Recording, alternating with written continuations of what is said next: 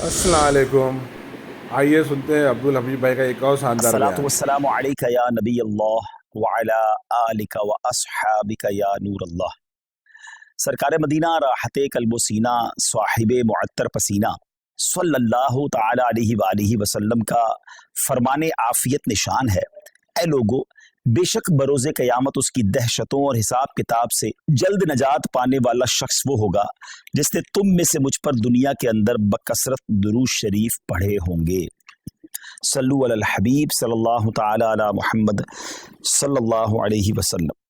बड़े मुबारक दिन और बड़ी मुबारक रातें हमारे दरमियान हैं। सबसे पहले कुछ बात करते हैं कुर्बानी के हवाले से। ये कितनी बड़ी नेकी है, कितनी बड़ी सआदत है।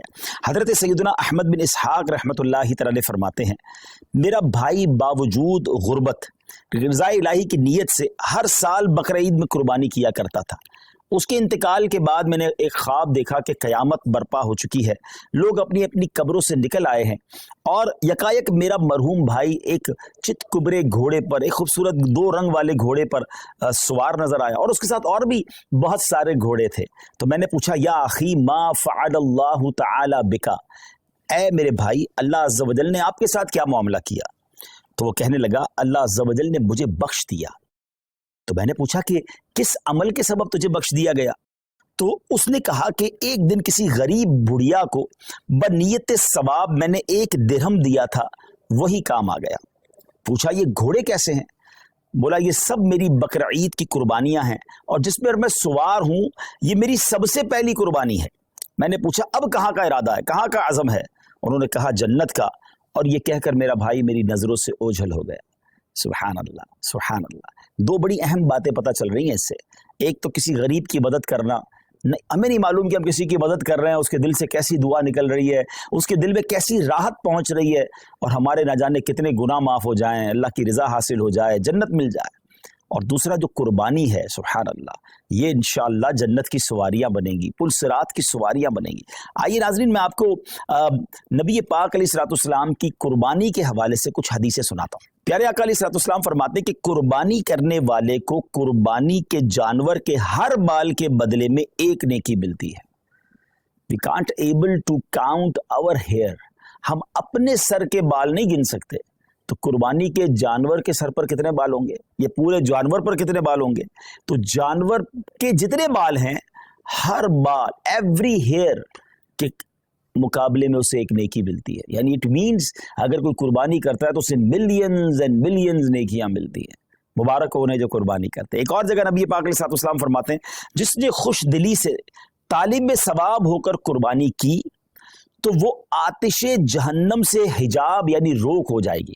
यानी कुर्बानी, देयर आर 2 कंडीशंस, खुश दिली के साथ हैं, ओपन हार्टेडली, बोझ समझकर नहीं, बर्डन समझकर नहीं, खुश दिली के साथ, और फिर सवाब की नीयत से की।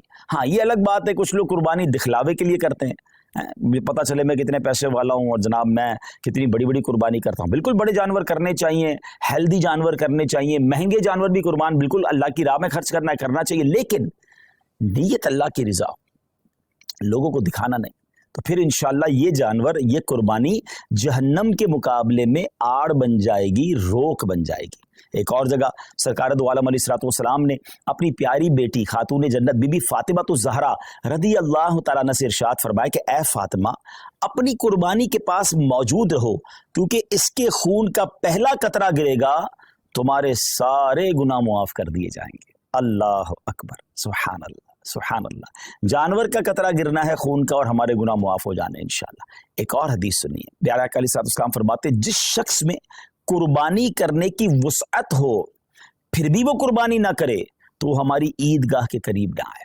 अब इसमें समझाया गया कि अगर हमारे पास कैपेबिलिटी है, हम इस काबिल हैं, हमारे पास इतनी वुसअत है कि हम अफोर्ड कर सकते हैं कुर्बानी को, और जो शरीयत ने जो उसका निसाब रखा है अगर हम पूरा कर सकते हैं तो फिर हमें कुर्बानी ज़रूर करनी चाहिए। ये बहुत बड़ी सादत है। आप यकीन करें कि ईद के दिन, यानी ये जो ईद के अयाम होते हैं ना, इसमें अल्लाह की बारगाह में खून बहाने से अफजल कोई अमल नहीं होता। तो जहाँ फ़र्ज़ नमाजें पढ़नी है और अगर कुर्बानी वाजिब है तो ज़रूर कीजिए। अच्छा, ये आजकल बड़ी अजीब अजीब लॉजिक्स निकालने वाले, बताने वाले बता रहे होते हैं कि जनाब कुर्बानी इतनी सारी होती है, इसकी बजाय किसी गरीब का भला कर दिया जाए। उनको शायद पता ही नहीं है कि कुर्बानी की वजह से गरीबों का कितना बड़ा भला होता है। वैसे तो सोशल मीडिया पे हमारे बड़े तफसीली क्लिप्स मौजूद हैं। पहली बात तो एक बात समझ लें, मैं और आप कोई भी नेकी करते हैं अल्लाह की रजा के लिए। अगर मेरे रब की रजा उन दिनों में कुर्बानी में है तो लब्बैक अल्लाहुम्मा लब्बैक, मेरे रब की रजा है, मैं कुर्बानी करूंगा। मैं इधर उधर की बातें नहीं सुनूंगा कि इसके बदले कुछ और कर लो, इसके बदले कुछ और कर लो। और आप गौर कर लें, हर साल कुछ लोगों के पेट में दर्द होता है जब हज पे लोग जाते हैं कि करोड़ों रुपए खर्च करके वहां क्यों जा रहे हैं, किसी गरीब का भला कर दें। अच्छा जनाब, ये करोड़ों रुपए की कुर्बानी हो रही है, किसी गरीब का भला कर दें। 12 रबीउल अव्वल को अगर कोई लंगर करता है, न्याज करता है, खुशी में लाइटें लगाता है, तो किसी गरीब का भला, कोई ना कोई लॉजिक लेकर आते हैं। ये सारी लॉजिक्स जो हैं, आप जरा गौर करें इसके पीछे मामला क्या है। कभी भी आपको ये सुनाई देता है कि जनाब इतना महंगा मोबाइल फोन लेने की क्या जरूरत है, किसी गरीब का भला कर दें। इतनी महंगी वॉच आई है, और जनाब इतनी महंगी घड़ियां पहनने की जरूरत क्या है, किसी गरीब का भला कर दें। ब्रांडेड कपड़े पहनने की जरूरत क्या है, किसी गरीब का भला कर दें। जनाब न्यू ईयर नाइट में इतनी आतिशबाजी करने की क्या जरूरत है, किसी गरीब का भला कर दें। अपने बच्चों की शादी में इतने किस्म के फंक्शन करने की जरूरत क्या है। नहीं, आप कहीं नहीं सुनेंगे। सारे गरीब याद आएंगे कि जब अल्लाह की इबादत की तरफ मुसलमान रुजू करते हैं, जब उनका शौक बढ़ता है कि रब की बारगाह में कुर्बानी पेश करे, खर्च करे, अपनी जान की कुर्बानी पेश करे, वक्त दे, तो देयर इज समथिंग रॉन्ग। इस बॉटम इन हार्ट में कुछ गड़बड़ है, समझिए बात को। अब मैं आपको बताता हूं, जिसको बहुत ज्यादा इस बात की फिक्र है कि गरीबों का भला हो जाए। ये कुर्बानी सुभान अल्लाह, ये एक ऐसा शानदार फरीजा है और ऐसी खूबसूरत यूं समझिए कि त्यौहार है, इस्लामी त्यौहार है कि जिसकी बरकत से लाखों नहीं करोड़ों गरीबों का भला होता है फ्रॉम द डे वन। अच्छा सिर्फ पाकिस्तान की मिसाल ले लें, वैसे हमारे जितने ये जो तीसरी दुनिया के बड़े सगीर के मुल्क कहलाते हैं, जब बहुत कुर्बानी होती है, पाकिस्तान हो गया, हिंदुस्तान हो गया, बांग्लादेश, जहां भी गरीब ममालिक हैं, मुझे बताइए कुर्बानी के जानवर आते कहां से। 90% जानवर वो लोग लेकर आते हैं जो अपने घरों में, अपने गांव गोठों में इन जानवर को पालते हैं। गरीब लोग होते हैं और पूरा साल पालते हैं ताकि कुर्बानी के दिनों में बेचेंगे तो उससे हमें पैसे मिलेंगे। तो उन लाखों करोड़ों गरीबों का भला होता है जब कुर्बानी होती है। अच्छा, बिजनेस का मॉड्यूल क्या है, what is the way to boost your business और योर इकोनॉमी। उसका तरीका यह कि एक बंदे की जेब से पैसा निकले और वो मुख्तलिफ लोगों की जेबों में चला जाए। अमीर की जेब से पैसा निकले, गरीब की जेब में चला जाए। तो अब वो गुरबा, वो मेहनत मजदूरी करने वाले गांव गोट के विलेजर्स, वो गांव गोट के रहने वाले जानवर लेकर शहरों में आते हैं। और जनाब अब अमीर आदमी, अब जिसको अल्लाह ने इस्तिताअत दी, वो पैसे देता है और उनको गोया पूरे साल के लिए इतनी अमाउंट मिल जाती है कि पूरा साल वो अपना घर चलाते हैं, नए जानवर पालते हैं। तो जनाब पहला फायदा तो ये हो गया। कहाँ गए पैसे? गरीबों के पास गए। अच्छा, लेकिन जब वो जानवर किसी मंडी में आए तो उस मंडी में हजारों लाखों, यूं समझिए पूरी दुनिया में अगर देखें तो लाखों शायद मजदूरों का भला शुरू हो जाता है। कोई चारा खिला रहा होता है, कोई लोडिंग कर रहा होता है, कोई उनका ख्याल कर रहा होता है, उनका रोजगार शुरू हो जाता है। फिर जब वो खरीद कर घर लाते हैं तो सुजुकी वाले, ट्रक वाले, उनका रोजगार शुरू हो जाता है। अच्छा, मंडी में सिर्फ चारे वाले नहीं, रस्सी वाले, जानवरों की खूबसूरती की चीजें होती हैं, वो भी बेच रहे होते हैं। हजारों लोग आते हैं तो वहां पर बाकायदा स्टॉल्स लग जाते हैं, खाने पीने की चीजें बिकना शुरू हो जाती है। कितने गरीबों का भला होता है। अच्छा, जब वो जो जानवर आपके मोहल्ले में, हमारी घरों के करीब आ जाता है तो अब घर के इलाके में, बिल्डिंग में चौकीदार और मोहल्ले वाले जो लोग जानवर संभालते हैं, उनका रोजगार शुरू हो जाता है। सारे तो गरीब हैं।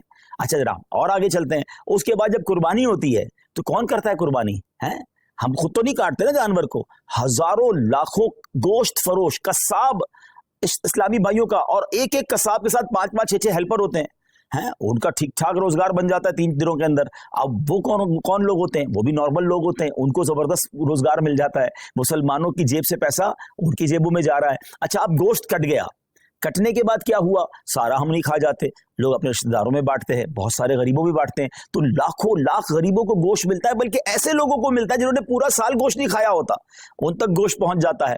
और आगे चलिए, अब जब गोश्त उसके कुछ दिनों के बाद ऐसी जगहों पर पकने के लिए जाता है जो कबाब बनाते हैं, बोटी बनाते हैं, जनाब वो भी नॉर्मल लोग होते हैं, उनका भी रोजगार चल पड़ता है। और आगे चलिए तो इसकी जो खालें होती हैं, ये खालें किसी लेदर फैक्ट्री में जाके बिकती हैं, तो वहां शूज, तो जैकेट वो बनता है, तो उसकी सलाई, कढ़ाई, मजदूरी करने वाले, यानी अगर from the start till the end देखें तो करोड़ लोगों का बिजनेस चलता है, रोजगार चलता है, मजदूरी मिलती है, गोश्त मिलता है। सुभान अल्लाह व बिहम्दिही, सुभान अल्लाहिल अज़ीम। गोया सुन्नत इब्राहिमी पर अमल भी हो रहा है, गुनाह भी माफ हो रहे हैं, और पूरे मुमलिकत का, पूरी कंट्री का कारोबार चल रहा है, लाखों लोगों का रोजगार बढ़ रहा है। तो ये जो आर्ग्यूमेंट्स होते हैं ना, اس پر توجہ نہ دیا کریں. یہ تو میں نے آپ کو اپنے دماغ سے حکمتیں بتائی ہیں، ورنہ جس کریم نے یہ کام ہم پر حکم فرمایا ہے، ہم پر لازم شریعت نے کیا ہے، وہ جانے، اس کی حکمتیں جانے. اگر کسی کام کی حکمت سمجھ نہ بھی آئے سمجھ نہ بھی آئے تو ہمارا کام اس کی لاجک تلاش کرنا نہیں. اگر ہمیں یہ پتہ چل گیا کہ یہ اللہ کا حکم ہے، اللہ کے حبیب کا حکم ہے، ہمارا کام لبیک کہنا ہے، ہمارا کام عمل کرنا. ہم بندے ہیں، ہمارا کام لبیک کہہ کر کام کرنا ہے. تو میں امید کرتا ہوں کہ چلیں، فضیلت پر بھی بات ہو گئی، کچھ لاجکس پر بھی بات ہو گئی. اور اب آئیے، سبحان اللہ، اگر یہ کام ہم دعوت اسلامی کے تھرو کرواتے ہیں تو یہ اتنے سارے بینیفٹس تو ہونے ہی ہونے، کچھ اور شاندار بینیفٹس ہوں گے. کیونکہ دنیا بھر میں جو لوگ ہمارے عاشقان رسول لیتے ہیں، کئی ملکوں میں قربانی کرنا آسان نہیں ہوتا، پھر اس کو سنبھالنا آسان نہیں ہوتا، اس کی صفائی اور اس کے بعد اس کا گوشت بانٹنا. تو اب کہاں قربانی کروائیں؟ تو سبحان اللہ، دعوت اسلامی نے آپ کے لیے کام بڑا آسان کر دیا کہ ہم نے اجتماعی قربانی، ڈونیٹ قربانی کا ایک ماڈیول متعارف کروایا کہ آپ دنیا میں کہیں بھی ہیں، آپ گھر بیٹھیں، آپ کی قربانی ہم کریں گے. اور کیسے کریں گے؟ کیونکہ یہ شرعی کام ہے، شرعی فریضہ ہے، واجب ہے. تو اس کے جو بھی شرعی کانسیکوینسز ہیں، اس کی جو شرعی احتیاطیں ہیں، مفتیان کرام سے رہنمائی لے کر، ان سے تربیت لے کر ایک شاندار نظام بنایا کہ آپ کا حصہ جو ہے، آپ کے نام کی قربانی پراپر ٹائمنگ میں، پراپر طریقے سے اور شریعت کی گائیڈنس میں ہو. اور پھر وہ قربانی ہونے کے بعد آپ کی تو قربانی ہو گئی، مگر اب دیگر فائدے کیا ہوں گے کہ جو اس کا گوشت ہے وہ عاشقان رسول کے گھروں تک پہنچے گا. اور آپ یقین کریں، بعض اوقات تو ایسے لوگوں کے گھروں تک گوشت پہنچتا ہے جو شاید پورا سال بقر عید کا انتظار کرتے ہیں کہ ہمارے گھر بھی گوشت آ جائے گا. آپ کسی بیرون ملک میں بیٹھے ہیں، ہم تو روز شاید کھانا اچھا کھا لیتے ہیں، مگر آپ کی اس قربانی کی برکت سے کسی کا 15 دن یا کسی کا مہینہ جو ہے گھر میں گوشت پکتا رہے گا، اور اس کے دل سے آپ کے لیے دعائیں ہوں گی. اور اس کے بعد اس کی جو قربانی کی کھال ہے وہ آپ کی میری دعوت اسلامی جو دنیا بھر میں دین متین کی خدمت کر رہی ہے، علماء بنا رہی ہے، حفاظ بنا رہی ہے، مسجدیں بنا رہی ہے، اور نہ جانے دین کی کتنی ساری چیزوں پر کام ہو رہا ہے، انشاءاللہ ہمارا اس میں بھی حصہ مل جائے گا. تو دیکھا جائے تو بینیفٹ ہی بینیفٹ ہے، انشاءاللہ نیکیوں کا خزانہ ہے. تو میری گزارش یہ ہے کہ اس بار آپ نے اپنی قربانی کرنی ہے دعوت اسلامی کے ساتھ. اور ہاں، صرف